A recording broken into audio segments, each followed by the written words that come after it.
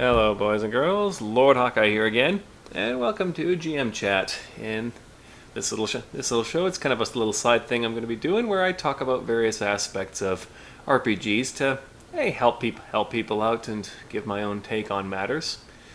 And the visuals aren't going to be very much, so you might as well just minimize this and go do something else while you listen. Anyways, today's topic was requested to be about alignments. Ah, yes, we're going straight into that one.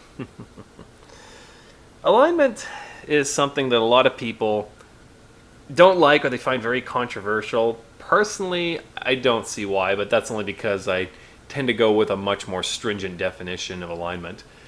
Alignment is one of those topics where every time you want to have a discussion about it, everyone just scrambles to try to fog up the issue. No, you can't have direct answers. We got to keep it foggy. We got to keep it ambiguous. Well, then the term doesn't even mean anything. The term needs to have a meaning. Sorry, guys, but so let's start with definitions. This is the way I define alignment in my campaigns, and I think it's pretty solid. So, if anyone's not aware, if you're coming into this completely fresh, allow me to explain. Alignment in Dungeons and Dragons is your character's basic attitude towards the world, towards how to behave and stuff like that. And it works on two axes: law and chaos, good and evil. And you can be one of 9 different alignments depending on your combination of those two axes. There is lawful good, often called the Crusader. There is neutral good, the Benefactor.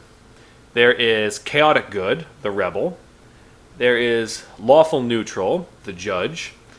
True neutral, the Undecided. Pardon me. Chaotic neutral, the Free Spirit. Lawful evil, the Dominator. Neutral evil, the Malefactor. And chaotic evil, the Destroyer. Now, the book, I never like the book's definitions because they kind of make the terms a little flowery, and, well, I'll get into that in a second. First of all, the good versus evil axis. We'll start with that because that's the one that seems to cause the most controversy. All right, this is the way I define it, so to make it nice and clear for people. I define good versus evil is defined by your willingness to violate the non-aggression principle. The non-aggression principle being that the initiation of force or fraud is immoral. And good or evil is defined by to what extent you adhere to that. Now, an evil-aligned person does not adhere to the non-aggression principle. They are completely willing to initiate force or fraud to accomplish their goals. Some do, some don't. Some people would if they could, but they feel it's too risky to do. They're still evil because they still are completely willing to do it whenever they had the chance. Just because they never got that chance doesn't make them not evil. Now, morally neutral, this is where the most average citizens would fall into. Morally neutral, they generally do not violate the non-aggression principle themselves. Maybe they might in extreme circumstances, but in normal everyday situations they don't. However, morally neutral is basically self-interest. You don't take sides. You pretty much just look after you and yours. So you don't generally violate the non-aggression principle in your everyday life, but you don't go out of your way to stop those who do. And that's where we get into morally good. More good-aligned people not only do not violate the non-aggression principle, they actively oppose people who do. This is most heroic adventurers and stuff like that. Like the Paladin being the prime example. He not only doesn't commit evil, he actively fights evil and tries to stop them every chance he ever gets. So being morally good isn't just an absence of evil. It actually requires you to proactively oppose evil. That's where the distinction is made in my definition. As for law versus chaos, this was always a tricky one because the book defines it as how much you adhere to laws. But the thing is, the laws of the land don't exist independently of morality. So under this definition, you end up getting contradictions, like a paladin is lawful good, but he would not obey a law that was obviously immoral, of course. So the way I define it more is in a way of planner versus improviser. Now, so lawful is a planner. You don't take big risks. You always come into everything with a plan. You always think ahead. You have a code of conduct that you adhere to, and you don't generally stray from it. Be it a good or an evil code of conduct, you do have standards that you don't stray from. And chaotic, which would be the improviser, is you tend to follow your instincts. You tend to do what seems like a good idea at the time to you, be it good or for ill. You have a much less rigid code of conduct. Like, chaotic good is more willing to bend the rules if he thinks it's the right thing to do. Lawful good tends to say, no, I will not cross that line, even if it seems like the easier way to accomplish my goals. And of course, law and chaos neutral is kind of a mix of both. And that's the way I define it, and I think that way tends to make it work out better, at least in my experience. I don't think I've ever had an alignment argument in my group. It's pretty, because I establish it pretty well. And I think that's why alignment tends to cause a lot of arguments, is because people want to keep it nice and vague, but when you keep it nice and vague, then you get the arguments. If you define your terms nice and concrete right at the start, there's no arguing. There just isn't. There's no room for it. So nope, this is what we defined it as, and this is what we're sticking with. That's the definition. You were told that as soon as you went in. And I think if DMs did that more often, I think there'd be a lot less alignment arguments, because when you define alignment in nice, loose, vague terms, you're basically being a people pleaser. You're trying to please everybody, and that's just going to end up causing arguments in the end. You're deferring the argument over to later, where it's going to be way worse. So, DMs out there, I really would suggest you take my advice and have more rigid definitions for alignment, because I think you'll find it'll go a lot better than that. Anyways, the other part of the question that was asked was why people are so averse to playing lawful good in some other alignments. It's a good question. A lot of people say, oh, it's too limiting, we can't do anything fun. The arguments for it really don't make a lot of sense to me, honestly. Like, I'll go over the arguments one by one. First of all, it's too limiting. How so?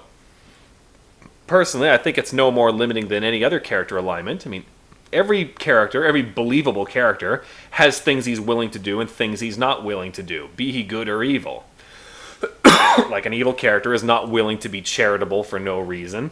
A chaotic aligned character is not willing to blindly follow orders, or probably wouldn't ever join a military or something like that, because he'd find that too restrictive. Yeah, every character has lines they'll cross and lines they won't cross. I mean, singling out lawful good in that way is kind of disingenuous, don't you think? Saying it's not fun, there's lots of famous characters who are very lawful good, like Superman. Superman's as lawful good as they come. People like him. Or Optimus Prime. He's very lawful good. I challenge anyone to try and tell me he's not fun. He's a freaking badass. Don't anyone try and tell me different. And there's lots of characters like that who are known for being honorable, for being honest, and yet they're still very fun characters, and they can still be pretty badass when it comes down to it. So I really don't see what's wrong with playing lawful good. I mean, I like playing it. Like, when I play video games, I like playing good heroic characters, and it is fun. What's not fun about being heroic? Not to mention, as Spoonie has brought up, and I'll bring it up myself, a lot of people ignore there's a lot of advantages to playing lawful good. For example, if you have a reputation for being an upstanding citizen, for being honorable, people are more likely to believe you. They're more likely to want to deal with you. They'll tend to be more respectful of you. You see this all the time. I mean, when the paladin asks people for help, they'll help him. They know they know the paladin can be trusted. And people tend to be more forthcoming with information. They tend to be more forthcoming with help. And this also opens up more quest possibilities. So your DM will absolutely love you if you play a character like that. And yeah, there is a lot of advantages to playing a paladin, or just playing lawful good. I mean, you don't have to be a paladin to play lawful good. Lots of characters can be lawful good. Like Ariel in my campaign, she's lawful good. She's good. She's a good heroic character who sticks to a code of conduct, and she has a great time. I really don't see her being boring. I think that's one of the problems why lawful good is a stigma. Is so many people play it wrong. It's like lawful good doesn't mean being an asshole. You don't have to do that. Like I said, like Optimus Prime, he's lawful good. He's also a really nice guy. People love him. And the other Autobots, they all look up to him and respect him very much. What's the problem here? It just doesn't make any sense. And what really the other alignment that often tends to bug people is the infamous chaotic neutral, as many people call it, the cop-out alignment. Basically, I want to play an evil character, but my DM won't let me, so I'm going to play chaotic neutral and act like a complete psychopath. No. That's wrong. Chaotic neutral basically means you value your own freedom, but unlike chaotic good, you don't go out of your way to preserve other people's freedom. Once again, it's self-interest, and it's all about your own personal freedom, but you don't really care about everyone else's. You just look after your own. Yeah, chaotic neutral is not insanity. It's not you're being as likely to jump off a bridge as to cross it. I mean, even the book itself says this very clearly, so I really don't know why people think they can get away with that. And I never understood why people have this desire to play a character who has no limits, no lines, you're playing a character who has no desires, no goals, no nothing. You're playing a character who has absolutely zero potential for character growth, character change, or any kind of development whatsoever. Like, why? Why did you even come here? Why are you role-playing? I don't get it. What exactly were you coming here to accomplish? It doesn't make any sense. I mean, it's just like people who min-max. Like, you're playing a Mary Sue, and Mary Sues are not interesting. Trust me. Don't do that. I don't know. It's like people who do that, you're depriving yourself of a potentially much more interesting role-playing experience when you try playing characters who just do anything, have no limits whatsoever. Because when you have no limits, then you're placing a limit on your own character development, and thus you're placing a limit on your own fun ultimately. So that's my suggestions. So, to sum up, DMs, have more rigid definitions of alignment so you won't have arguments. Players, don't be afraid of playing lawful good. A lot of badass characters come from the lawful good camp, and you can play like that too. I mean, you don't have to be Optimus Prime. That would be pretty cool. But anyways, yeah, you can play lawful good, and if you play chaotic neutral, don't use chaotic neutral as a cop-out. Chaotic neutral is just... I've already defined chaotic neutral, and it just makes much more sense when you play it like that. Like just to ask yourself, the way your character is, can you think of anybody in real life who acts like that, or in any way who wouldn't be? If you can't think of somebody who acts like that and wouldn't be put in a mental hospital, then you're really not defining your character very well. In fact, you're going out of your way to avoid defining a character. And honestly, it's going to make your character kind of not fun to play. All right. Well, that's all I got to say about alignment right now. And if anyone has any topics they'd like to talk about in role-playing terms, please post below or post on my DeviantArt page, and I'll take a look at it.